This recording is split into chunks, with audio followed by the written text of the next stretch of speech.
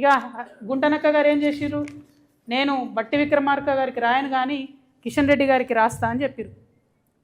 ఇన్నేళ్ళు పాలిటిక్స్లో ఉన్నారు కదా, ఇంత అనుభవం ఉంది కదా, రాష్ట్ర ప్రభుత్వం రికమెండ్ చేయకుండా సిబిఐ వస్తుందానండి? రాష్ట్ర ప్రభుత్వం అడగకుండా సిట్టింగ్ జడ్జి వస్తాడా? అంటే జస్ట్ షో.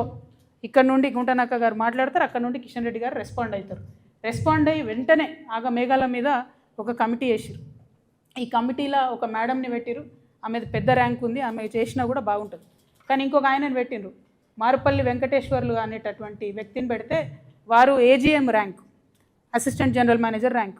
ఆయన ఇక్కడ నుండి కోల్ ఇండియాకు పంపించారు. ఆయన ఆల్రెడీ అసిస్టెంట్ జనరల్ మేనేజర్. ఆయన ఇక్కడికి వచ్చి ఎవరిని అడుగుతాడు చెప్పు?